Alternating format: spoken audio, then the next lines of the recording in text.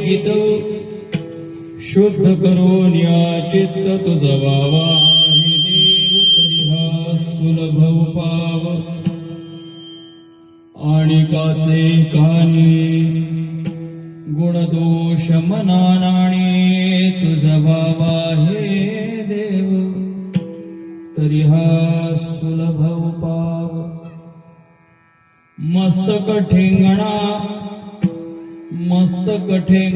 करी संतांच्या चरणा तुझ भावा हे देव तरी हा सुलभ पाव वेचिते वचन जेणे राहे समाधान तुझ भावा हे देव तरी हा सुलभ पाव तुका म्हणे फार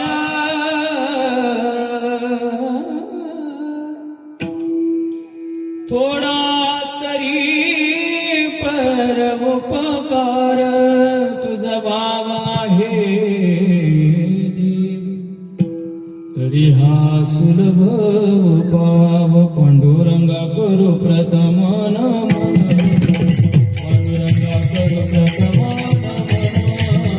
पांडुरंगा करू प्रथम नमन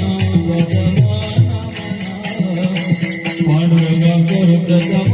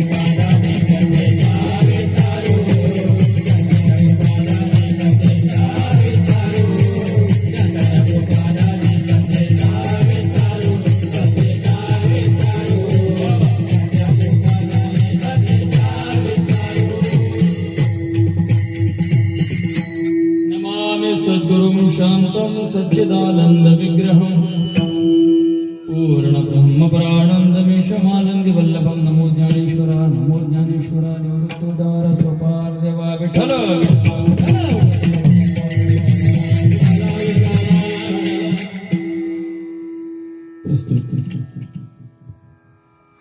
प्राप्त प्रसंगी प्राप्त वेळी घेतलेला अभंग जगद्गुरु जगद्वंद्य श्रीमंत तुकोबारायांचा अभंग अतिशय उत्कृष्ट असा असून या अभंगाच्या माध्यमातून जगद्गुरु तुकोबाराय देव प्राप्तीचा सरळ सरळ उपाय सांगतात. विठ्ठल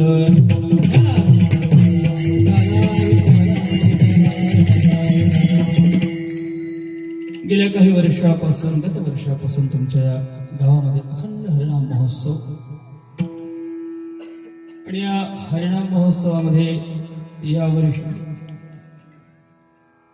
आमचे गुरुबंधू परमस्नेही परमश्रद्धेय निलेशजी महाराजांची कथा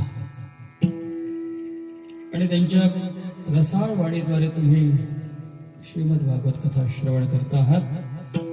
वक्ता आणि श्रोत्यांना नमस्कार. एक मित्राचं प्रेम इथं दिसून येतं पहा. म्हणजे सहसा कथाकार कीर्तनात उभे राहत नाही, त्याचे पुढे एक पाऊल समोर जाऊन सांगतो मी, कथाकार सहसा कीर्तनामध्ये घेतच नाही. आमचे हरिहर मामाजी कडू मामाजी फार विनोदाने सांगतात, काय कथेकरांना कीर्तनाचा भाव काय माहित नाही, गादीवर बसून टिपणं म्हणतात पण इथे येऊन कीर्तन ऐकत नाही. पण इथे एक मित्र प्रेम मित्र स्नेह ज्याला म्हणतात तो दिसून येतोय की स्वतः महाराज समोर न बसता टाळ घेऊन आणि ते माईक वर उभे आहे. ते मित्र प्रेम आहे, दुसरं काही नाही. विठ्ठल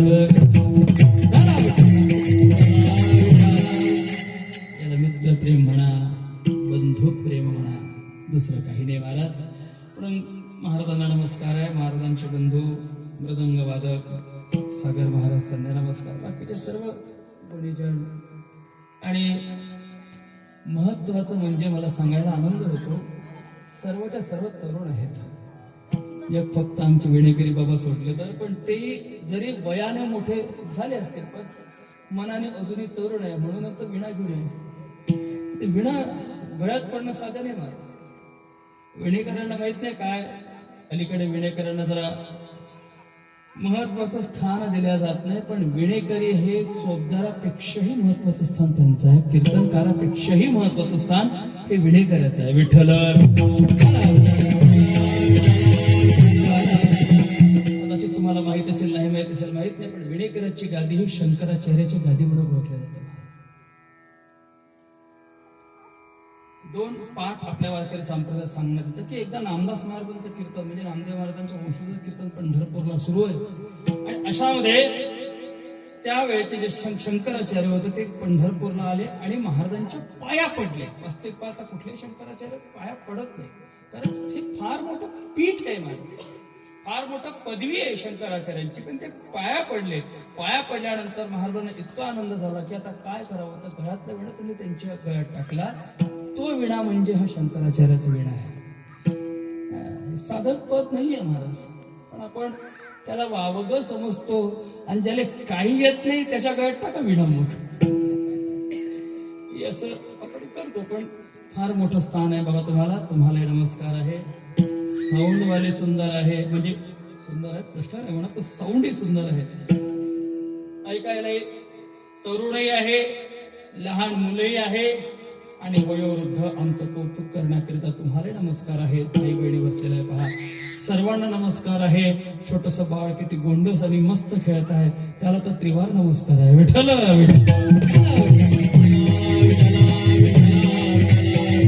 मस्तक आहे पायावर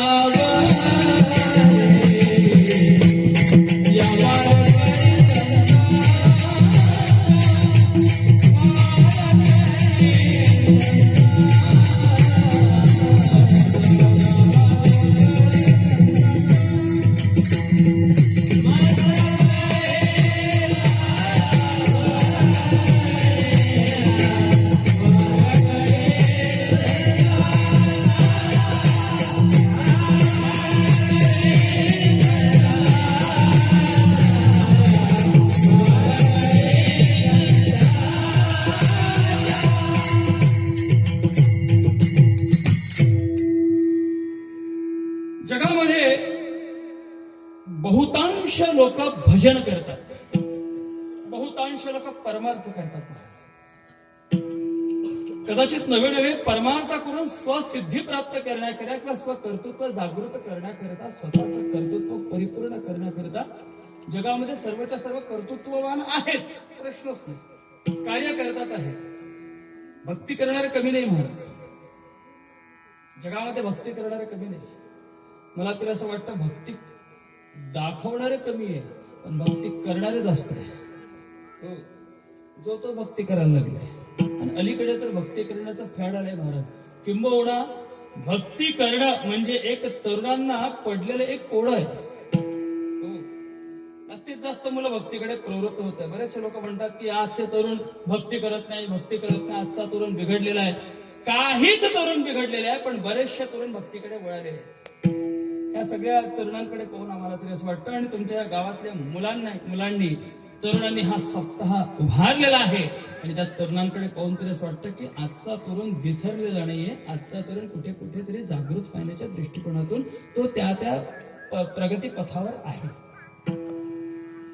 प्रॉब्लेम असा होतो महाराज, प्रॉब्लेम असा आहे, भक्ती सगळेच करतात, पण भक्ती करत असताना कुठल्या तरी योग्य व्यक्तीचं मार्गदर्शन असणं आवश्यक आहे.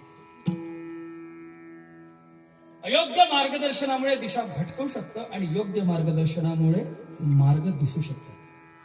कदाचित तुमच्या गावातल्या वयोवृद्ध माणसांच्या मार्गदर्शनामुळे का होईना या तरुणांनाही भक्तीची वाटचाल लागली. सप्ताह करावा, गावातला सप्ताह टिकला पाहिजे याची तळमळ त्यांच्या मनामध्ये जागृत झाली. हे त्या मुलांचं कर्तृत्व आहे, पण त्याला योग्य ते मार्गदर्शन वयोवृद्धांचं आहे. विठ्ठल विठ्ठल विठ्ठल.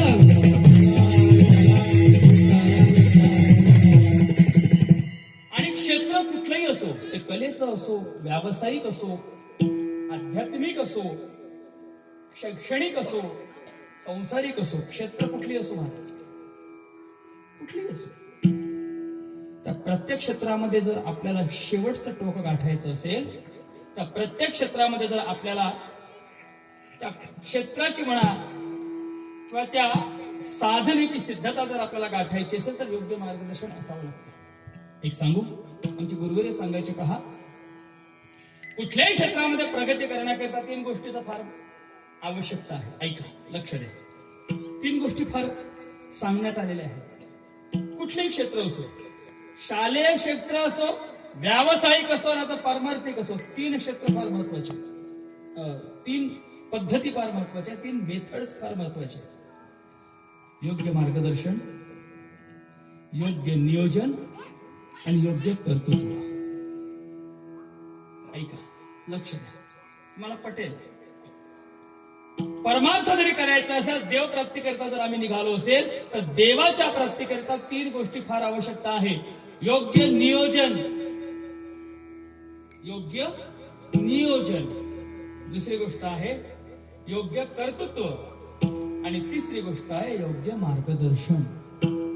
आता मी तुम्हाला साधं उदाहरण देतो. मी नागपूरवरून तुमच्या गावाकरता निघालो. सकाळपासून तुमच्या गावातले फोन आले, बुवा कीर्तन आहे महाराज, तुमची सेवा आहे महाराज, तुमची तारीख आहे. म्हटलं येतो ना, येतो मी, वेळेवर येतो, काही टेन्शन घेऊ नका. मग सकाळपासून मी नियोजन केलं की किती वाजता मला निघावं लागेल, गाडी किती वाजता बोलवावं लागेल, कितीच्या स्पीडने गाडी चालवावं लागेल, किती वेळामध्ये मी पोहोचेल, नागपूरचं ट्रॅफिक मला कसं बाद करता येईल, हे सगळं नियोजन केलं. नंतर नियोजन केल्यानंतर कर्तृत्व आवश्यक आहे. नियोजनाने जमत नाही. पंढरपूरला जावं असं वाटतं, हे 10 वर्षापासून प्रत्येकाच्या मनात असेल. दरवर्षी वारी आली की मला आता वारीला जावंसं वाटतं, जावंसं वाटतं, जावंसं वाटतं. मग नियोजन करतो. शेतातले कामे एवढे करणार, बायकोला सांगणार, सोबत कोणाला घेणार, कपडे कोणते घेणार, पैसे किती घेणार, याचं नियोजन केलं. पण निव्वळ नियोजन करून जमत नाही महाराज, त्याला कर्तृत्वाची जोड आवश्यक आहे. मी तुमच्या गावाला येण्याकरिता नियोजन केलं, पण कर्तृत्व पाहिजे ना. गाडीत बसलो काय, निघालो काय, निव्वळ कर्तृत्व असून जमत नाही, योग्य मार्गदर्शनही पाहिजे. गाडीवाला बरोबर आहे की नाही हे पाहावं लागेल. नाही तर तुमचं गाव आहे पश्चिमेला आणि त्या गाडीवाल्याने जर मला दक्षिणेला नेलं तर किती किलोमीटर गेल्यानंतर तुमच्या गावामध्ये पोहोचेल मी सांगा बरं. बोला ना. तुमचं गाव आहे पश्चिमेकडे, कुठे आहे, नागपूरवरून फॉर एक्झाम्पल पश्चिमेकडे तुमचं गाव आहे, आणि मी जर उत्तरेकडे निघालो किंवा मी जर पूर्वेकडे निघालो भंडाराच्या दिशेने, तर किती वेळानंतर मी तुमच्या गावामध्ये येईल बोला. किती, 1 तासानंतर, 2, किती महाराज, वर्षानुवर्ष चालत जाईल मग तुमच्या गावात कधी पोहोचणार नाही. म्हणून योग्य मार्गदर्शन आवश्यक आहे. आणि परमार्थामध्ये सुद्धा तेच आहे. नियोजन फार महत्वाचं आहे, फार महत्वाचं आहे. नियोजन करणं फार महत्वाचं आहे. त्यानंतर स्वकर्तृत्व फार महत्वाचं आहे. आणि त्याच्यानंतर जर काय महत्वाचं असेल तर योग्य मार्गदर्शन. कारण परमार्थ स्वतःच्या मनाने करता येत नाही. ज्ञानेश्वर महाराज हरिपाठामध्ये बोलून गेले, मन मार्ग गेला तुझे मुकला, मन मार्ग गेला तुझे मुकला, मन मार्ग गेला तुझे मुकला.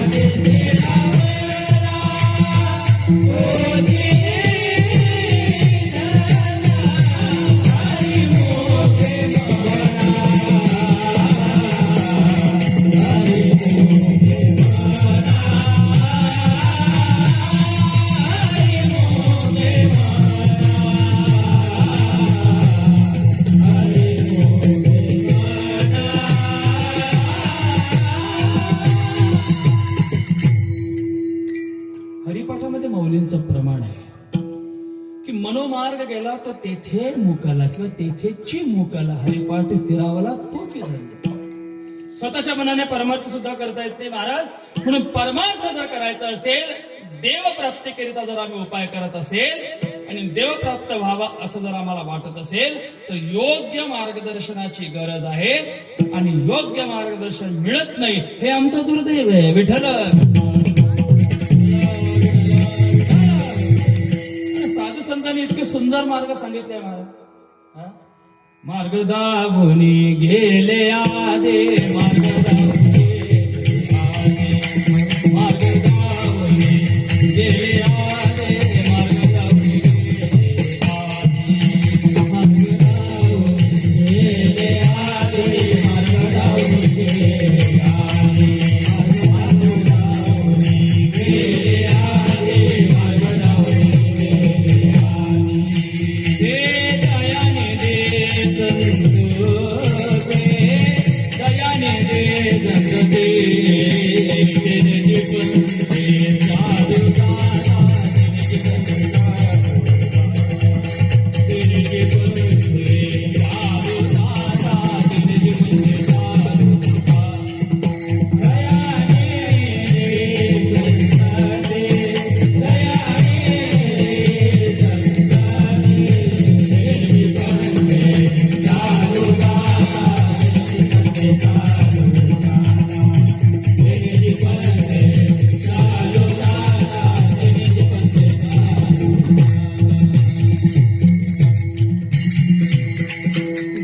प्राप्त होण्याकरिता साधू संतांनी सोपे मार्ग सांगितले महाराज. फार सोपे सांगितले, फार सोपे, इतके सोपे की कोणीही करू शकतं. सोपे वर आम्हा सांगितले संती टाळ दिंडी हाती घेऊन नाचा. सोपं मार्ग सांगितले साधू संतांनी. साधू संतांनी जास्त कठीण मार्ग सांगितलेच नाही, कारण साधू संतांना माहिती आहे या प्रापंचिक लोकांना स्वतः करिताच वेळ नाही, काय देवाकरिता वेळ देतील महाराज. विठ्ठला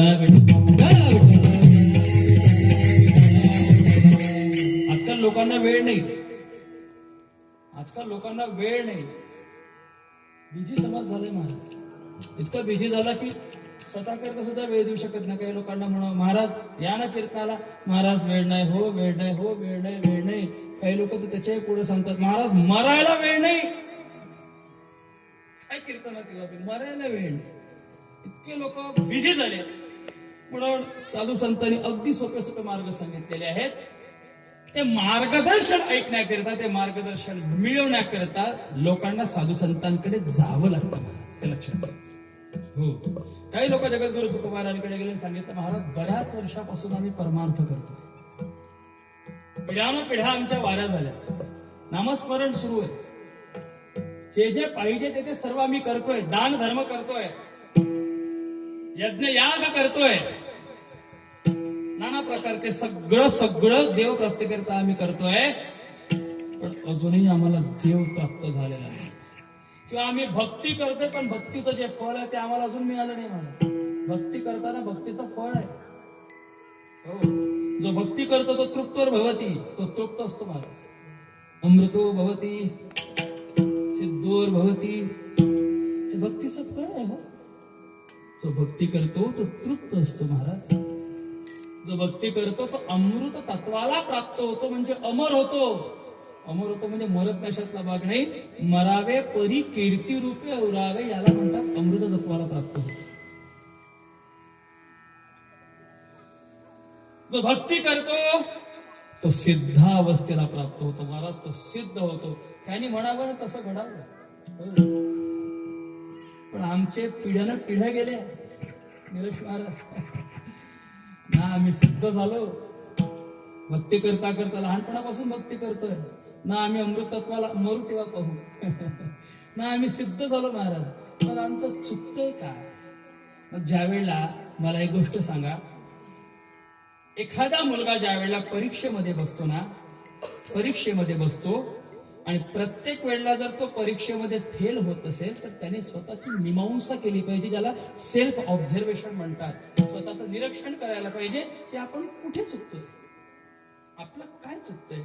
मग जर स्वतःचं ऑब्झर्वेशन करत असताना जर आपल्याला चुका दिसत नसेल तर मग वरिष्ठांना विचारलं जातं की गुरुजी मी 10 वर्षापासून 10वीत आहोत, 10 वर्षापासून 10वीत आहो, पण मी नापासच होतोय. मी कशामध्ये कमी पडतोय? आणि आपल्या मराठीमध्ये एक म्हण आहे, पुसे त्याचे काम कधी न नासे. ते मराठीतल्या म्हणी फार सुंदर म्हणी आहे. आणि जो पुसतो, जो विचारतो, विचारत राहतो, त्याचं काम कधीच खंडित होत नाही महाराज. म्हणून विचारलं पाहिजे. पण एक सांगू का, विचारावं पण योग्य व्यक्तीला. विठ्ठला काही भक्त, काही आपल्या परमार्थ पथिक असे काही लोक तुकाराम महाराजांकडे गेले आणि सांगितलं, महाराज आम्ही भक्ती करते, पण भक्तीचं वर्म अजूनही आम्हाला सापडलेलं नाहीये. ना आमच्या स्वप्नात देव आला, ना आम्हाला अजून साक्षात्कार झाला. पण देवप्राप्तीची आम्हाला फार इच्छा आहे. देवप्राप्तीची आम्हाला इच्छा आहे.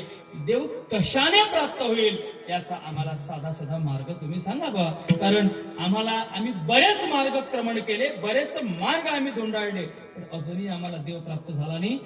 आम्हाला सोप्यात सोपा मार्ग सांगा. त्यावेळेला तुकोबारांनी सांगितलं, लय मार्ग सांगितले, बरेच मार्ग सांगितले. अरे शास्त्राने सुद्धा मार्ग सांगितले. देव प्राप्त करण्याकरिता योग आहे, जप आहे, तप आहे, अनुष्ठान आहे, यज्ञ यागादी कर्म आहेत महाराज. पण हे साधे नाही, फार कठीण आहे. साया करणे मैसूर करा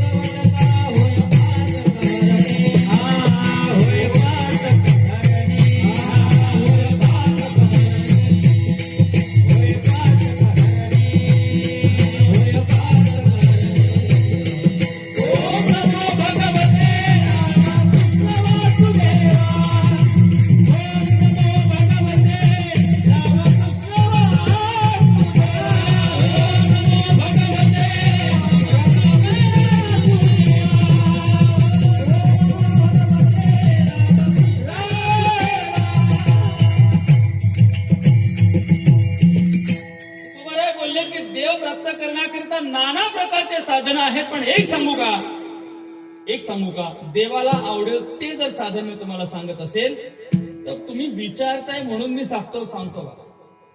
या अभंगाचं दुसरं चरण जर तुम्ही बघितलं ना, त्याच तुझा भावा आहे देव. म्हणजे या अभंगात तुकोबारांनी देवप्राप्तीचा मार्ग सांगत असताना आग्रह अजिबात केला नाही. तुले देव पाहिजे ना, तू हे उपाय कर. काही उपाय कसे असतात मी तुम्हाला सांगू का, व्यवहारात उदाहरण देतो. व्यवहारातलं ऐका, काही उपाय असे असतात हे करायला सोपे वाटतात, म्हणजे ऐकायला सुद्धा सोपे वाटतात, पण करायला खूप कठीण असतात ना. काही उपाय करायला सोपे असतात, ऐकायला कठीण वाटतात. काही उपाय असे असतात जे करायलाही कठीण आहेत, ऐकायलाही कठीण आहेत, आणि काही उपाय असे आहेत जे करायलाही सोपे आहेत आणि जे करता येण्यासाठीही सोपे आहेत. आता जसं जुने कीर्तनकार उदाहरण द्यायचे, काही उपाय असे आहेत ऐकायला सोपे वाटते पण करायला कठीण आहे ना. एका राजाचं पोट दुखत होतं, गावोगावाचे वैद्य आले, सगळ्यांनी नाडी तपासल्या. पहिलेचे वैद्य हे नाडी तपासायचे महाराज. नाडीवरून आता आमचे आजोबा, बाकीच्या वैद्यांचं कशाला बघू, माझे स्वतःचे आजोबा, सख्खे आजोबा, ज्यांच्यापासून मला हे कीर्तनाची परंपरा लाभली, आमचे आजोबा धापेवाड्याला फक्त हात पाहायचे, इंग्लिश माणूस हातच पाहायचे. हात पण सरसर सांगायचे की तुला असा रोग आहे, तुला तसा रोग आहे, तुला अमुक आहे, तुला तमुक आहे. आणि औषध फक्त एकच प्रकारचे द्यायचे. मला नेहमी असं वाटायचं, मी नेहमी आजोबाला विचारायचो की बाळाजी ज्याला तर पोटदुखी आहे, मग हो ना, मग त्याला तुम्ही तेच पुडी दिली. याचं डोकं दुखते, त्याने तीच पुडी दिली. हा? याने बवासीर आहे, पाहिजे आहे, त्याने तीच पुडी. याला मुखरोग आहे, त्याने तीच पुडी. त्यावेळेला मला माझ्या आजोबांनी एक सूत्र सांगितलं, जे परमार्थामध्ये म्हणा किंवा कुठेही तंतोतंत बसतं. हे न्यायशास्त्राचं सूत्र मला माझ्या आजोबांनी लहानपणी सांगितलं. मी अगदी ह्या मुलांच्या वयाचा असेल. माझ्या आजोबांनी एकच सूत्र सांगितलं, निलेश महाराज, बाबू एकच सांगतो, विश्वासम फलदायक. हे लक्षात ठेव, हे लक्षात ठेव. हे सूत्र कुठेही तुम्ही वापरा, विश्वासम फलदायकम. अगदी विश्वास असेल, दृढ निश्चय असेल ना, तर ती वस्तू तशीच होते महाराज, फलीभूत होते. विश्वासम फलदायकम. कारण एकदा असा प्रसंग घडला, एक माणूस आला, बाबाजी पोट दुखतेजी, पोट दुखतेजी, पोट दुखतेजी. म्हटलं ठीक आहे, मी बसलाच होतो अभ्यास करत. बाबाजीनं काय केलं, अरे म्हणे आता पुडी नाही माझ्याजवळ, औषध नाहीये, नागपूर आणायला लागते ती पुडी. म्हणे उद्या येतो. नाही जी माझ्या पोट दुखतेजी, पोट दुखतेजी, काही तर द्या, काही तर द्या. आमच्या आजोबानं काहीच केलं नाही महाराज. घरात गेले, त्यावेळेला आमच्याकडे चूल होती, चुलीतली राखड घेतली, काहीच नाही केलं. चुलीतली राखड घेतली, पुडीत बांधून सांगितलं, तुझ्यासाठी ठेवली होती, शेवटची पुडी आहे, शेवटची पुडी आहे. आता हे संपले तर माझ्याजवळ पुड्या नाही आहे. पोटाचा रोग होता आणि औषध कुठलं होतं सांगायला लाज वाटते, पण चुलीतलं. औषध कुठलं, चुलीतलं. रोग कोणता, पोटातला. दुसऱ्या दिवशी सकाळीच झाला तो माणूस, बाजी काल रात्री घेतलं ना, पोट बसलं जी. याला म्हणतात विश्वास फलदायक. आमचे आजोबा हे पाहायचे. आताचे डॉक्टर हे पाय, ते पाय, अमुक पाय, तमुक पाय, असं पाय, तसं पाय, हा हात वर कर, तो पाय वर कर, डोळे बाहेर काढा, जीभ बाहेर काढा, आणि सारं सारं सारं सारं विचारून तुम्हालाच विचारते, काय होते तुम्हाला, चेक काय केला आतापर्यंत, चेक काय केलं. आमच्या एका, मी नागपूरला येत राहतो, माझे फॅमिली डॉक्टर, त्यांच्याकडे एकदा असंच मी बसलो होते एका कामासाठी. एक गृहस्थ आला, घाबरतच आला तो. आला एकदम डायरेक्ट कॅबिन मध्ये आला, तो बसला तिथं. तो बसला तर डॉक्टर साहेबांनी त्याला विचारलं, हा बसा इथं, पडा इथं. अहो डॉक्टर साहेब पहिले ऐकून तर घ्या.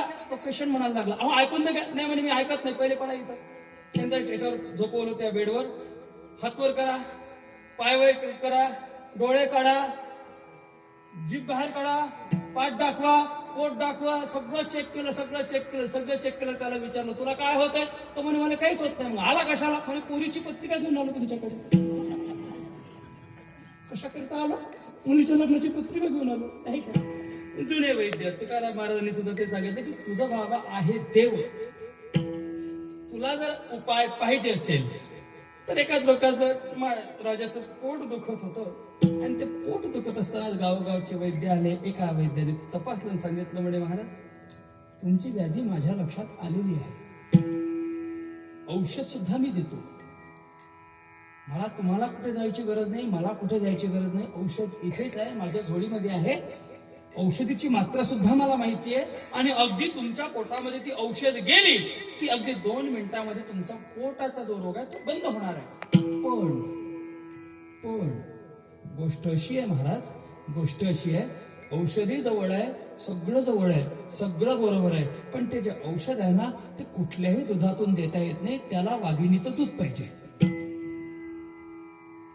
तुमच्या लक्षात नाही आलं वाटतं. कशाचं दूध पाहिजे, नाही आलं लक्षात. कोणाचं, गाईचं नाही, बकरीचं नाही, कोणाचं, वाघिणीचं दूध पाहिजे. राजा मोठा हुशार होता. राजा म्हणाला, कळलं म्हणे महाराज तुमचं औषध मला.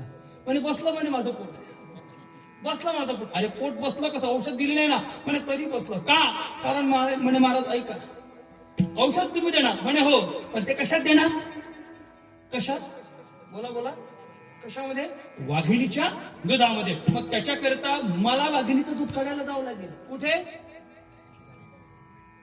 तिळंगीत, तेलकामठीत, कुठे, जंगलामध्ये. म्हणे हो, मग त्या जंगलामध्ये मला वाघिणच पाहावं लागेल. म्हणे हो, आणि त्या वाघिणी जवळ मला तिची प्रार्थना करावं लागेल. बाई साहेब असा प्रॉब्लेम आहे, दूध पाहिजे. आणि मग मी त्या वाघिणीचं दूध काढायला जर बसलो तर ती वाघीण काय मला जिवंत ठेवणार नाही. मग ती मला काय करणार, काय करणार, बोला बोला, जोरात बोला हो. खाणार, इकडला आवाज देणार, इकडलं काय आवाज देणार, काय करणार, खाणार. मग मला जर खाणार तर मी जिवंत राहणार का. मग मीच जर मेलो तर माझा रोग माझ्या जिवंत राहणार का? रोगासकट रोगाची निवृत्ती. उपाय ऐकायला सोपा आहे पण करायला कठीण आहे. तर खरा महाराज म्हणतात, दादा सोप्यातला सोपा तुम्हाला मी उपाय सांगतो पण तुम्ही कराल का? म्हणे महाराज आम्ही नक्की करू. मग आता उपाय काय आहे? अभंगाचं पहिलं चरण आहे. गावे गीत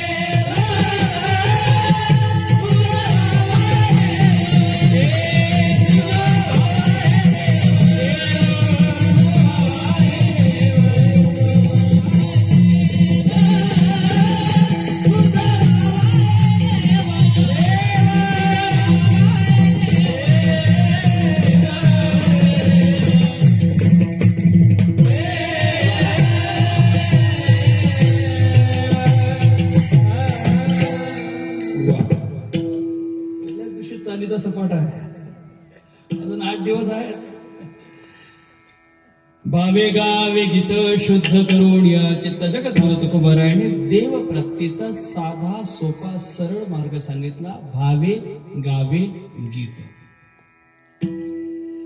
3च अक्षरामध्ये उपाय सांगितला पण सोपा आहे, ऐकायला सोपा आहे. भावे गावे गीत, भगवंताचं नामस्मरण करा पण भावयुक्त अंतःकरणाने करा.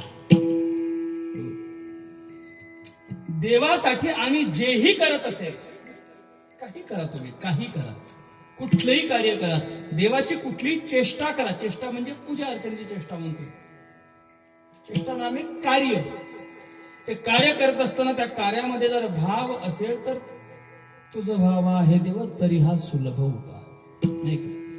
हो, देवासाठी तुम्ही काही करा महाराज पण भावयुक्त अंतःकरणाने करा. देवाची पूजा करा भावयुक्त अंतःकरणाने, देवाचं नामस्मरण करा प्रेमयुक्त अंतःकरणाने. का? कारण देवाला जर काय आवडत असेल, एकच सांगतो, देवाला एकच आवडतो. गिरिधरला तो भाव का भूका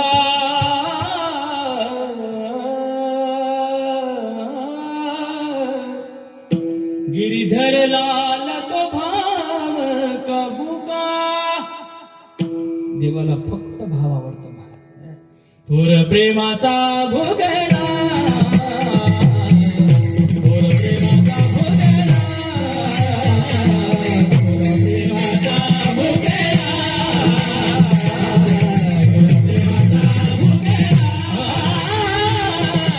थोर प्रेमाचा भोगला, थोर प्रेमाचा भोगला.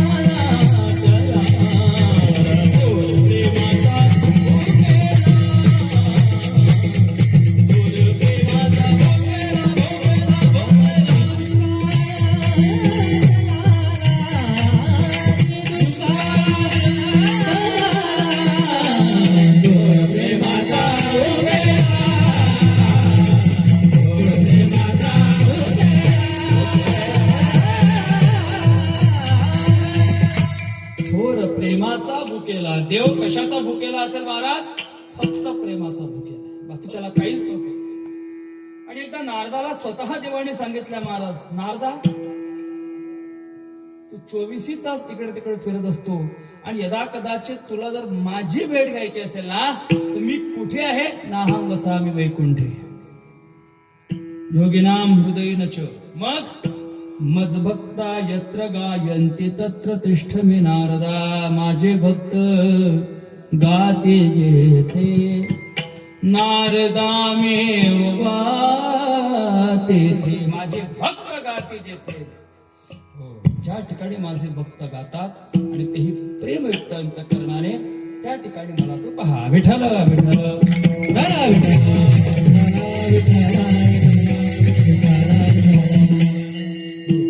देव कुठे आहे महाराज? एकच सांगतो, भाव तिथे देव, हे लक्षात ठेवा. आपण भजनही करतो ना, तर भजन सुद्धा प्रेमयुक्त अंतःकरणाने करायला पाहिजे.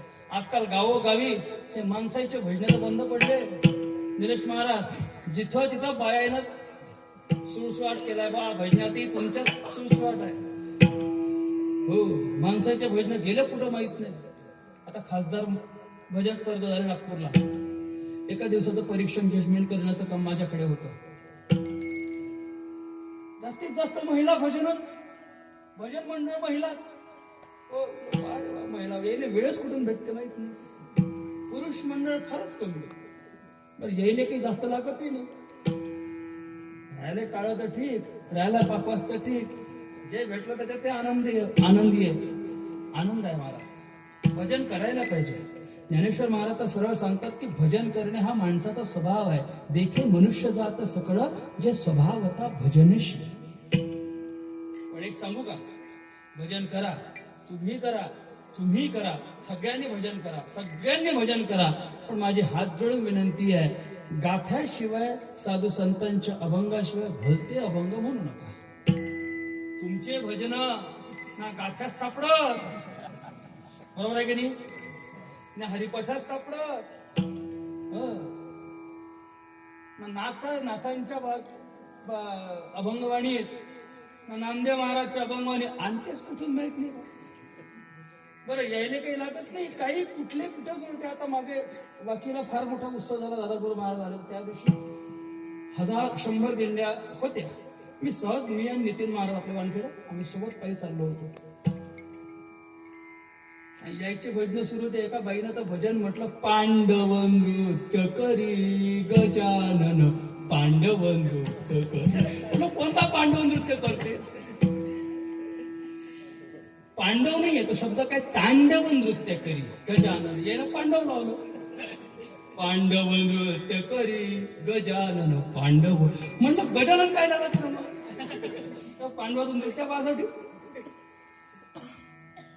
इतकं सुंदर गाणं आहे, इतकं सुंदर गाणं, अख्ख्या जगाला त्या गाण्याने वेड लावलं. सूरनिराग हो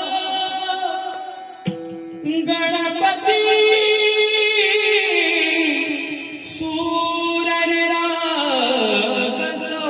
सुंदर गाणं महाराज. ऐकलं की हे वाटते याच्यातही येणं फ्युजन टाकलं. शुभ नयना शुभ नयना शुभ नयना सूर निरागस हो बापा शुभ नयना. मी ते रेकॉर्ड करून तर अजय तुला टॅग करणार होतो. महाराज, अजय महाराज, अतुल महाराज, तुमची चाल पहा, फेल झाली. आमच्या गावात भजन मंडळ आहे. असे गाणे केले बाबा. काही गाणे तर यायचे. मी 1-2 असे ऐकले. गजानन महाराज प्रगटण्याची पालखी निघाली आणि त्या डाल्यामध्ये, मागच्या ट्रॉलीमध्ये सगळं एक भजन मंडळ बायाचं, 60च्या वरच्याच बाया, साऱ्या पांढरे कपडे घालून, पांढऱ्या साड्या घालून बसल्या होत्या गोलाकार. आणि त्याच्यात मधात त्या बाबाजीच्या वयाचा एक म्हातारं, बाबाजी हा माफ करा, तुमच्या वयाचा एक माणूस, तुमच्यापेक्षा वयानं मोठा असेल, 80च्या वयाचा, आणि पकवास घेऊन बसला सागर महाराज ना, पकवासावर टांग टाकूनच बसलं ते. आणि ते दृश्य इतकं सुंदर दिसते मला वरून. सगळ्या पांढऱ्या साड्या घातलेल्या बाया, ते शेवंतीचं फुल कसं असते पांढरं, बिलकुल पांढरं सगळं, आणि मधात पकवाच्या काळा ठिपका. आणि त्या बाया भजन म्हणत होत्या. तुमचं भजन मंडळ आहे का गावामध्ये? आहे का? अरे बाबा, तुम्हाला देतो तसं मग. मी म्हणतो, आणि जर तुमच्याकडे लिहून असेल तर सांगा कोण्या संताचं वय ते. वीरेश महाराज ते अभंग वय का वय भजन होते. बाई म्हणे झगा शिवला नवा न बाई म्या, झगा शिवला नवा, लहान होती तवा. लहान होती हे साठीची झाली आता. आणि बाई म्या झगा शिवला नवा, लहान होती तवा. आता खरंच लहानपण तर जगायले होत असं का? हे लहान अशी आता झाली अशी. बरं, झग्याचा समोर तो असा आहे, मी ऐकलं कान देऊन, झग्याची निघाली सरी. काय निघाली सरी म्हणजे आम्हाला माहित, आम्हाला सर्वता माहिती आहे. झग्याची निघाली सरी आणि त्यावर लिवली ज्ञानेश्वरी. काय लिवली? बरोबर आहे का नाही? चुकलं नाही ना? म्हणजे मी बरोबर लिवली ज्ञानेश्वरी. आता ज्ञानेश्वरी म्हणजे काय? शब्द काय आहे? ज्ञानेश्वरी. आणि लिहिली हा शब्द आहे. पण लिवली ज्ञानेश्वरी म्हटलं ज्ञानेश्वरीची चुलत बहीण असेल, बहीण असेल. म्हणजे ज्ञानेश्वर महाराजांना ज्ञानेश्वरी सांगायला सच्चिदानंद बाबांना लिहायला कागद भेटला नाही, तिच्या झग्यावर लिवला बाबा ज्ञानेश्वरी. झग्याचा निघाला पाठ. काय निघाला? झग्याचा निघाला पाठ आणि त्यावर लिवला हरिपाठ. आणि आंतरराष्ट्रीय लेवलचा झगाईचा भजन आहे महाराज. खासदार भजन स्पर्धेमध्ये एका बाईने गवळण म्हटली, मला अक्षरशः लाज वाटली महाराज. ती म्हणे काय सांगू बाई, आता गर्दी दाटली, चरमाई साडी फाटली. आणि त्याच्यात एका जनार्दनी शेवटचा तर एका जनार्दनी नाथांची अभंग इतके स्वस्ते, साधू संतांची अभंग इतके स्वस्ते. का कुठल्याही गोष्टीने एका जनार्दनी नामा म्हणे, तुका म्हणे, कुठल्याही गोष्टी. आता एकनाथ महाराज काय खरं तशा गवळणी लिहितील का? विचार तर करायला पाहिजे. आपण विचारच करत नाही. परमार्थामध्ये सांगू, एक न्यूनता आहे, एक फार मोठी न्यूनता आहे. कुठलीही गोष्ट ज्यावेळेला आपण सादर करतो त्यावेळेला ते विचारपूर्वकच झाली पाहिजे. विठ्ठल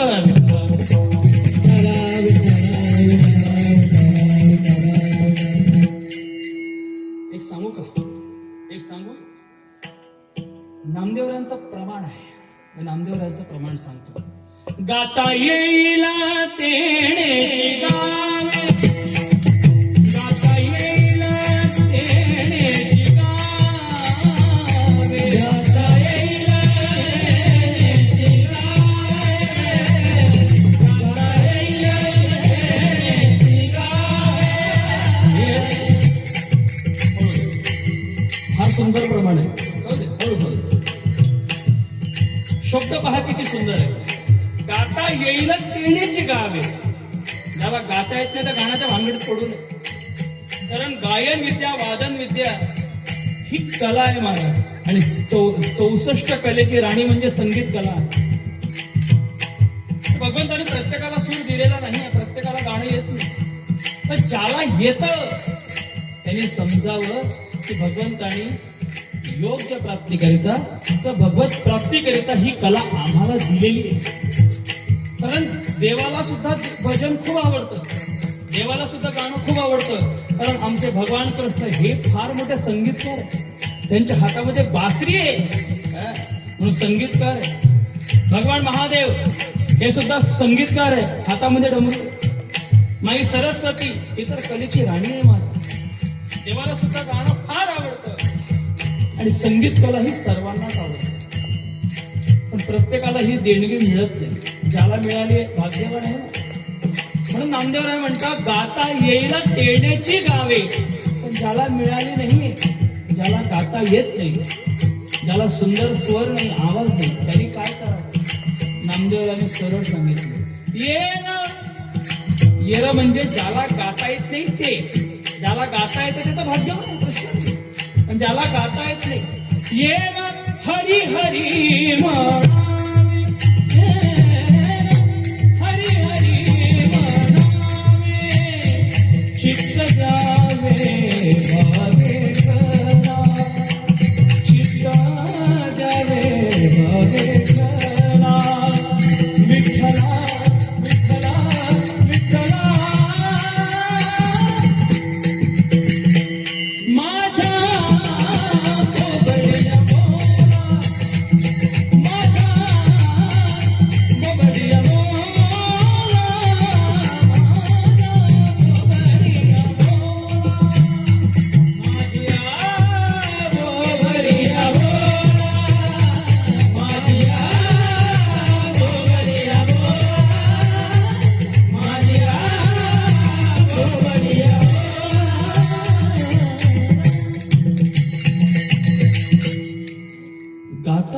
तेडीची गावे येर हरी हरी म्हणावे महाराज. ज्याला गाता येतं त्याने भगवंताचं गाणं गावं, पण ते सुद्धा भावे गावे गीत. गावे हा शब्द टाकला तो पवारांनी. गावे गीत म्हणजे गीत गा, पण कोणते गा ते सांगितलं नाही. कारण नाट्यशास्त्रामध्ये, भारताच्या नाट्यशास्त्रामध्ये 36 प्रकारचे गीत शास्त्राने सांगितले. संगीत शास्त्रामध्ये 36 प्रकारचे गीत आहे. भावगीत आहे, भक्तिगीत आहे, प्रार्थना गीत आहे, असे नाना प्रकारची गीत आहे. पण यातलं कुठलं गीत गावं तुकाराम महाराजांनी या अभंगात सांगितले नाही, पण एका चरणात सांगितलंय. गासी तरी एक विठ्ठलची गाई, विठ्ठलची गाई, नाही तरी गाई राही मुगा, नाही तरी गाई राही मुगा. गासी तरी एक विठ्ठलची गाई,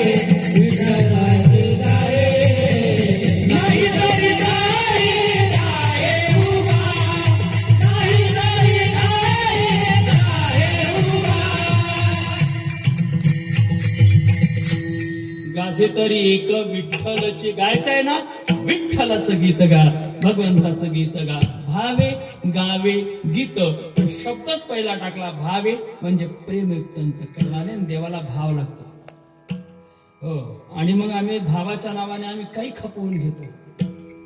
निलेश महाराज, मी सध्या मंदिरामध्ये गेलो, सहज मी प्रश्न विचारला एका जणाला. आमचे दादा होते कोणीतरी. म्हटलं 2 मूर्त्या मला दिसत आहे, काय प्रॉब्लेम आहे? काय प्रॉब्लेम? 2 मूर्त्या दिसत आहे. मी सहसा शास्त्र सांगतो तुम्हाला. मी शास्त्र, आता आमचे निलेश महाराज आहेत, ते तुम्हाला त्यातलं चांगलं सांगतील आहे. कुठल्याही देवघरामध्ये किंवा आपण स्वतःच्या घरामध्ये सुद्धा किंवा मंदिरामध्ये एकाच देवतेची 2 मूर्त्या ठेवल्या जात नाही, पूजल्या जात नाही. काही काही ठिकाणी असं पाहतो आम्ही, मारुतीचं मंदिर असतं, त्याच्या शेजारी मारुतीचे फोटो ठेवले जाते. हे सुद्धा चुकीचं आहे. आता गावकऱ्यांना कळत नाही कळत असं मी म्हणू शकत नाही, त्यांचा भाव आहे. पण भावाच्या नावाने आम्ही काहीही खपवतो. मी विचारलं, त्यांनी मला एक दृश्य दाखवलं, मला फार वाईट वाटलं. महाराज माफ करा, मी तुमच्या गावामध्ये आलो, पण जरा मला वाईट वाटलं. आणि सगळ्यात वाईट या गोष्टीचं वाटलं की 20 वर्षापासून तुम्ही या मंदिराची देखभाल करताय, गेल्या काही 17-18 वर्षापासून तुम्ही सप्ताह करताय, पण आजपर्यंत तुम्हाला कोणी सांगितलं नाही का की एकाच याच्यामध्ये 2 मूर्त्या ठेवू नये? भंगलेली मूर्ती मंदिरात कधीच नको महाराज. त्याचे तुम्हाला दुष्परिणाम कदाचित माहित नसेल, पण मी सांगतो दुष्परिणाम. सर्वात मोठा दुष्परिणाम आहे अवर्षण येतो. निलेश महाराज खोटं बोलतोय का? तुम्ही पाहून घ्या, मोठ्या लोकांना विचारा. अवर्षण येतं. अवर्षण म्हणजे दुष्काळ. मग तो पाण्याचा दुष्काळ असो, ओला दुष्काळ असो, नाही तर नात्यातला दुष्काळ असो, त्या परिसरामधले लोक सुखी राहू शकत नाही. हे लक्षात ठेवा, हे फार मोठं त्याचे दुष्परिणाम आहेत. किंवा ज्या वेळेला तुम्ही त्या देवतेची प्रतिष्ठापना केलेली आहे, तुम्ही नवीन मूर्त्या जर आणल्या तर जुन्या मूर्त्या, त्यातला प्राण हा नवीन मूर्तीमध्ये टाकायची विधी असतात.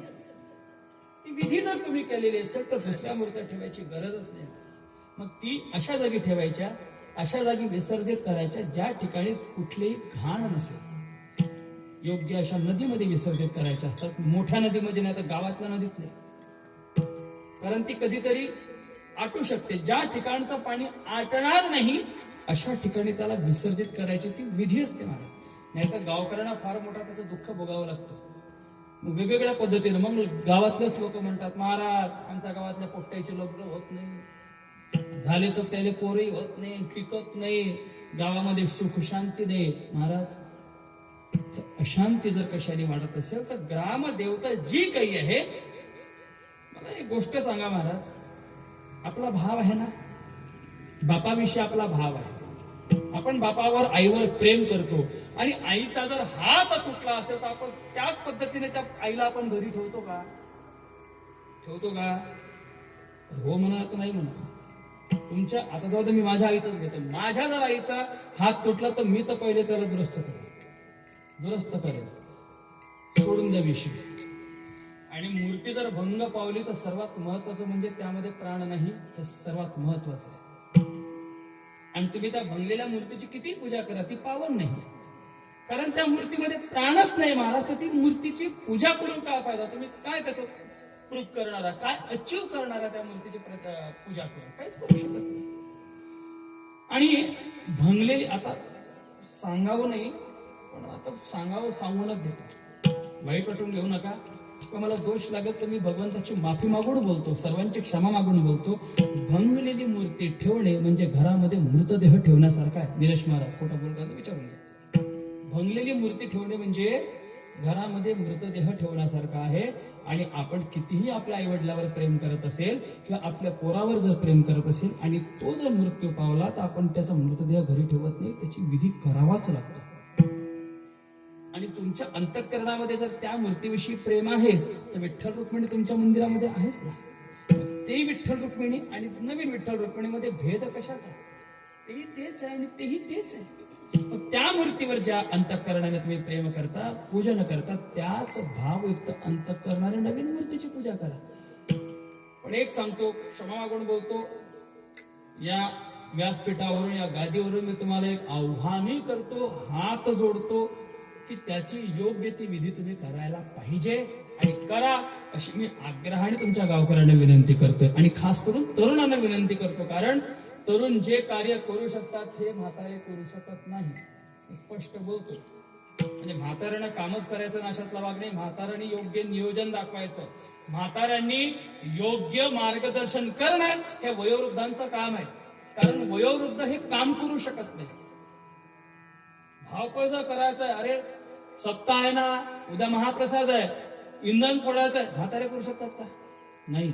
मग त्यांनी मार्गदर्शन करायचं आणि तरुणांनी कार्य करायचं. मी पहिलेच सांगितलं, योग्य मार्गदर्शन आणि योग्य नियोजन आणि योग्य कर्तृत्व असेल तर गावाची क्रांती होते. महाराज विठ्ठल म्हणून गावकऱ्यांनी हा निर्णय घ्यायला पाहिजे. 20 वर्षापासून तुम्ही जर हे या पद्धतीची पूजा करता आहात, ठीक आहे, 20 वर्षापासून तुम्ही केली आहे, हरकत नाही. पण माझ्यापेक्षा आमचे निलेश महाराज आहे ते 7 दिवस आहेत, त्यांना विचारा. कोणी अजून चांगल्या जाणकाराला विचारा. तुमचा जर आमच्यावर विश्वास नसेल, काही काही गावामध्ये असे असतात निलेश महाराज, हे आमच्या गावातून आम्हाला अक्कल शिकून राहिले काय? ते असं होते, असं झालंय. हे 2 तासासाठी येते, पैसे घेऊन जाते, आम्हाला अक्कल शिकवते. महाराज आम्ही अक्कल शिकवायला चालू, स्पष्ट बोलतो. जर आम्ही अक्कल शिकवायला तुमच्या गावातले कोण कीर्तन करत नाही, मग करत याची कीर्तन आम्ही का नाही म्हणतो काय? मी स्पष्ट बोल, माझं बोलणं परखड असेल, वाईट वाटलं तरी चालेल, पण ज्या ठिकाणी चुकीचं होत असेल ना तिथं बोलणं हे आमचं कर्तव्य आणि तो ऐकणं तुमचं कर्तव्य. निलेश महाराजांना विचारा, अजून कुठल्या चांगल्या महाराजांना विचारा. अरे नाही तुमचा आपल्या नागपूर जिल्ह्यातला महाराज तर आळंदीला जाऊन विचारा, बा काशीला विचारा. योग्य ते मार्गदर्शन घ्या. कारण वयोवृद्ध त्यांचे दिवस जास्त राहिले नाही, मी स्पष्ट बोलतो, वयोवृद्धांचे म्हणतो. आणि तसं पाहिलं तर जसं पाहिलं तर क्या भरोसा आहे इस जिंदगी का, सांगता येत नाही. म्हणून वयोवृद्धांनी योग्य तो निर्णय घ्यायला पाहिजे, तरुणांनी योग्य तो निर्णय घ्यायला पाहिजे. कारण तुम्ही जो निर्णय घ्याल तो गावाच्या कल्याणासाठी घ्याल. आणि मला तरी वाटतं गावाच्या कल्याणासाठी लोकांनी एकत्र यायला पाहिजे. कारण पांडुरंग आणि रुक्मिणी, भगवान हनुमान, जे कोणी तुमच्या गावामधले देव असेल हे ग्रामदेवता आहेत आणि गावातलं रक्षण करणं हे यांचं कर्तव्य आहे. हे जर तुमच्यावर सुखी आहे, हे जर ग्रामदेवता तुमच्यावर आनंदित आहे तर आशीर्वादाचा वर्षाव आहे. हे जर तुमच्यावर रुसले ना मग काही असो महाराज, मग मी स्पष्टच बोलतो, हे जर तुमच्यावर रुठले, ग्रामदेवता जर तुमच्यावर रुठली तर जगातला कुठलाही देव तुम्हाला वाचू शकणार नाही. हे एवढी इच्छुनी सांगतो. विठ्ठल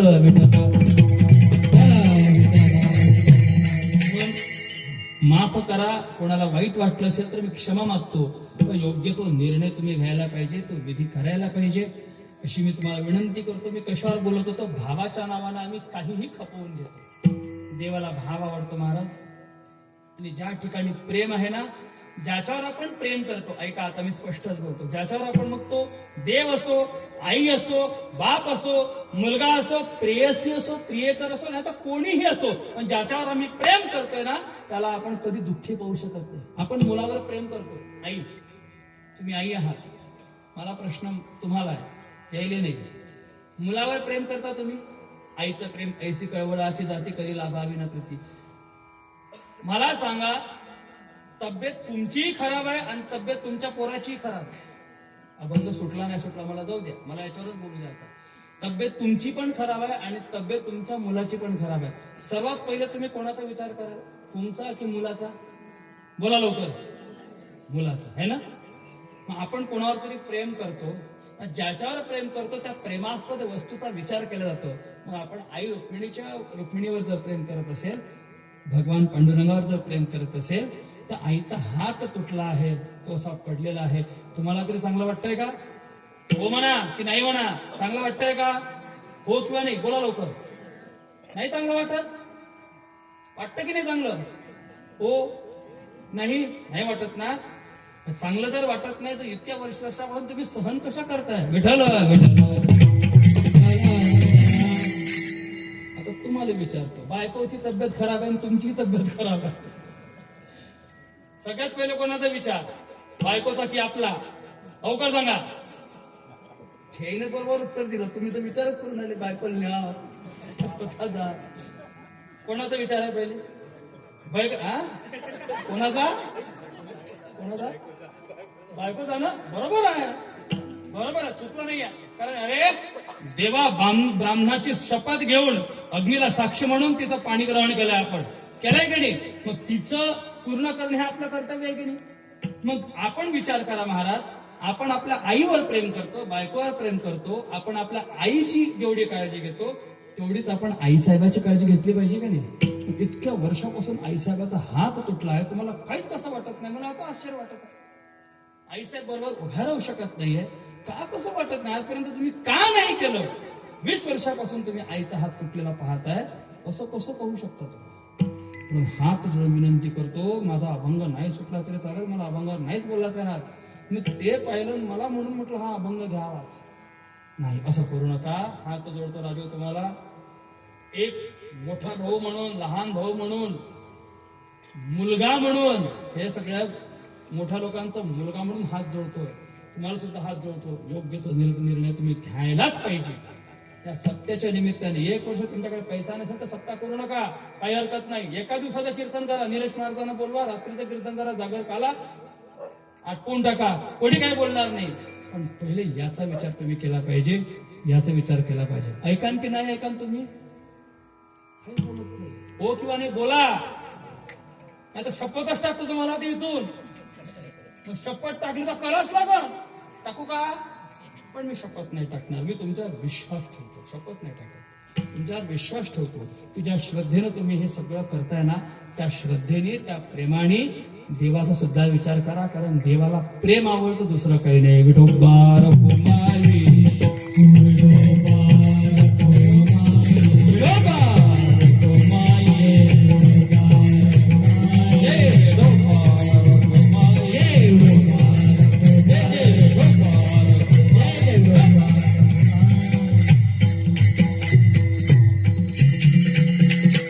गावे गीत शुद्ध करून या चित्त जगत गुरु तुकोबारायणी देव प्राप्तीचा सरळ सोपा मार्ग सांगितलाय. भावे गावे गीत शुद्ध करून या चित्त. लोकांनी विचारलं, महाराज एवढ्याने आम्हाला देव मिळेल का? तुकोबाराय म्हणतात, देव मिळेल यात प्रॉब्लेम नाही, यात शंका नाही. पण एक सांगतो, एखादा रोग जावा म्हणून जर आपण औषध घेत असेल तर त्याचे पथ्य सुद्धा पाळावे लागतात. हो, पथ्य पाळावे लागतात. मग देव जर प्राप्त झाला तर देव टिकण्याकरिता पथ्य आहे. कारण देव बऱ्याच लोकांना प्राप्त झाला पण टिकला नाही, हे महत्वाचं आहे.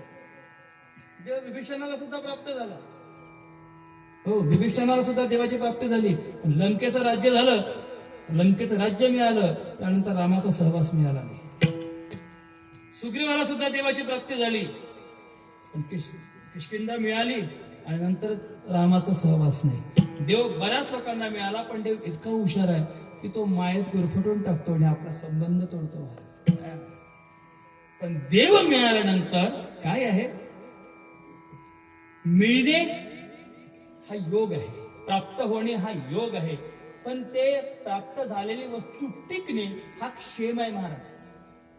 हो, आणि तरी निदान जोडा वया, ज्ञानेश्वर महाराज सांगतात, भाग्य धडेगा धनंजया परी जोडिले भोगावया विपाय होय. आणि ही निध वस्तू, हे निधान पांडुरंग परमात्मा आपल्याला मिळाल्यानंतर तो त्या प्रकारे, त्या पद्धतीने शेवटपर्यंत टिकवा. त्याच्याकरिता तुकाराम महाराजांनी समोरच्या 4ही चरणामध्ये त्याचे क्षेम सांगितले आहे, त्याचे पठडी सांगितले आहे, त्याचे प्रस्थ सांगितलेले आहेत. की हे उपाय केल्यानंतर तुम्हाला हे पथ्य करावं लागेल. मग पहिलं पथ्य अनिकाचे कानी गुण दोष मना नाणी. पहिलं पथ्य सांगितले अनिकाचे कानी गुण दोष मना नाणी. याचे 2-3 प्रकारे अर्थ मी तुम्हाला सांगतो, लगेच सांगतो. की कोणाच्या गुणाचाही विचार करायचा नसतो आणि कोणाच्या दोषाचाही विचार करायचा नसतो. कारण कोणाच्या गुणाचा विचार जर केला तर त्याच्याविषयी प्रेम वाढते, आसक्ती वाढते. आणि कोणाचा दोषाचा जर विचार केला तर त्याच्याविषयी द्वेष वाढतं. आणि आसक्ती आणि द्वेष हे दोन्ही गोष्टी बंधाला कारणीभूत आहे. आसक्ती प्रेम हे सुद्धा बंधाला कारणीभूत आहे, बद्धतेला कारणीभूत आहे. आणि द्वेष कोणाविषयी राग असणे म्हणजे त्याच्याविषयी मनामध्ये विचार चालू असणे हे सुद्धा बंधाला कारणीभूत आहे. आणि म्हणून अनिकाचे कानी गुण दोष मना नाणी. याचा दुसरा अर्थ असाही होतो, काही लोकांमध्ये गुण असतात, निलेश महाराज, काही लोकांमध्ये गुण असतात पण दोष सदृश गुण असतात. याचा अर्थ काय? काही लोक तबला चांगले वाजवतात पण घेतल्याशिवाय वाजत नाही, हा दोष आहे. हा दोष आहे. हो, काही लोक गातात चांगले पण पहिले पितात आणि मग गातात. पहिले पिणं असतं आणि मग गाणं असतं. जोपर्यंत पिणं जमत नाही तोपर्यंत गाणं जमत नाही. हे आता बरेचसे स्टेज प्रोग्राम करणारे लोक, आता आम्हाला आकाशवाणीच्या माध्यमातून आता आम्हाला दर महिन्याला आकाशवाणीला जाऊन गाणं गावं लागतं. तिथे मग कसे कसे लोक भेटते, पॅडवाला, अरे रेकॉर्डिंगची वेळ झाली ना, 10 वाजले ना, या ना, कुठे गेला? नाही, तो थोडासा लावायला गेला. का? लावल्याशिवाय त्याचे हात चालत नाही. म्हटलं वा रे वा, हा दोष आहे. हा दोष मोठ्या मोठ्या गायकांची, महाराज मोठ्या मोठ्या कलाकारांचा सांगतो मी, गातात छान, वाजवतात छान, पण पिऊन वाजवणे, पिऊन गाणे हा सुद्धा कलेचा अपमान आहे. विठ्ठल.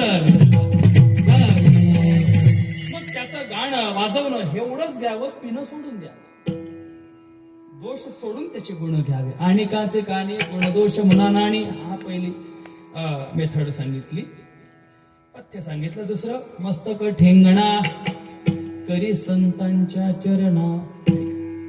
मस्तक ठेंगणा करी संतांच्या चरणा. याचा अर्थ मस्तक नामे ही बुद्धी आणि बुद्धी साधू संतांच्या चरणी ठेंगणा करणे म्हणजे लीन करणे. कारण काय असतं, तद्विद्धी प्रणिपातेन परिप्रश्नेन सेवया उपदेशंती ते ज्ञानं ज्ञानीन सत्वदर्शिन. तरी तनुमनु जीवे चरणासी लागावे अगर्वता करावे दास्य सकळ. म्हणून ही बुद्धी साधू संतांच्या चरणी लीन करणे, साधू संतांनी जे म्हटलंय ते ऐकणे, संतांची पायी हा माझा विश्वास. बस. मस्तक ठेंगणा करी संतांच्या चरणा, हे दुसरं पथ्य सांगितलंय. तिसरं पथ्य अनिकाचे वेचिते वचन जेणे राहे समाधान. माणसानं कसं बोलावं, कसं बोलावं? शास्त्र सांगतंय सत्यम ब्रियात प्रियम ब्रियात, हे शास्त्र आहे. पण मौली सांगतात साच आणि मवाड मितले आणि रसाळ शब्द जैसे कल्लड अमृताचे. काय आहे? शब्द शब्द के रूप है, शब्द को हात न पाव. एक शब्द करे भलाई, दुजा करे घाव. हो, ज्ञानेश्वर अमृत महाराज स्वत आठवलं म्हणून दृष्टांत सांगतो. आणि बरोबर 11:30 वाजायला फक्त 4 मिनिटात वेळ आहे. माझा एकच कडवं सुटायचं, पण 2 मिनिटात कथा सांगतो, 2 मिनिटात शेवटचं कडवं. की तुमच्या गावासारखं छोटंसं गाव आहे, गावाच्या श्रीमंताकडे पंक्ती बसलेल्या आहे. एक माणूस, भिकारी माणूस गावाच्या त्या वेशीवर आणि पाटलाच्या घरासमोर उभा आहे. 8 दिवसाचा उपवाशी होता म्हणून पाटलाने त्याला घरी बोलवलं. सांगितलं, राजा का उभा आहेस रे? आणि महाराज मी उपवाशी आहे, तुमच्या घरी अन्नदान सुरू आहे, मला जेवायला मिळेल का? पाटलाने सांगितलं, आमच्याकडे आज अन्नदान आहे, पंक्ती बसलेल्या आहे, तुला जेवण मिळेल आणि यथेच्छ मिळेल. तू एक काम कर, आतमध्ये जा. पाटलाने सुनेला आत बोलवलं. सुनबाई, या दादांना आतमध्ये न्या आणि यथेच्छ भोजन घाला. सुनबाई मवाळ होत्या, उदार होत्या. सुनबाईने सुंदर त्या दादाला, भिकाऱ्याला जेवायला वाढलं आणि फुकटाचं भेटलं म्हणून यानेही दाबू दाबू खाल्लं. बुंदी खाय पाणी पी, बुंदी खाय पाणी पी, दाबू दाबू खाल्लं. फुकट सोडते काय? हो, फुकट सोडत नाही. म्हणजे हे खेळतच नाही, शहरातही आजकाल जिथं तिथं महाप्रसाद लागले. महाराज कार थांबू थांबू कारेतून उतरते, नवराही लागते रांगेत आणि ती पण बायकोही लागते. बरे स्वतःसाठीच घेत नाही अशातला भाग नाही, 2-2, 3-3 पात्र घेऊन घरी नेते. फुकट सोडते. दाबू दाबू खाल्लं, दाबू दाबू. आणि चांगलं पोट्टम फुगवून पाटलाच्या बैठकीत आला आणि पाटलाला विचारतो, महाराज एक विचारू का? म्हणे विचार. इतकं सुंदर जेवण होतं, पण कशा निमित्त, कारण काय, रिझन काय आहे? रिझन ऐकल्याबरोबर पाटलाच्या डोळ्यातनं पाणी पडलं. सांगितलं. पाटील म्हणतोय, दादा हे तुझे जेवण जेवलायस ना, हे कुणाच्या श्राद्धेचं नाही, कुणाच्या साखरपुड्याचं नाही, कुणाच्या मावंदाचं नाहीये, कुणाच्या मुंजेचं नाहीये. मग हे जेवण माझ्या प्रिय पत्नीच्या तेरवीच आहे. 13 दिवसापूर्वी माझी प्रिय पत्नी देवाघरी गेली, तिच्या तेरवीचं जेवण आहे. आता प्रसंग दुःखाचा होता महाराज. भिकाऱ्यानं ऐकलं होतं, पण भिकारी बोलला, लाता पडला त्याच्यावर. भिकारी म्हणे, पाटील साहेब अहो एवढं सुंदर जेवण आणि तेही तेरवीचं. म्हणे हो, इतकं सुंदर जेवण आणि तेही तेरवीचं. म्हणे हो, तुमच्याकडचं तेरवीचं जेवण जेवलं असं वाटतं. पाटलानं कान टवकारलं. तुमच्याकडच्या तेरवीचं जेवण जेवल्यावर असं वाटतं.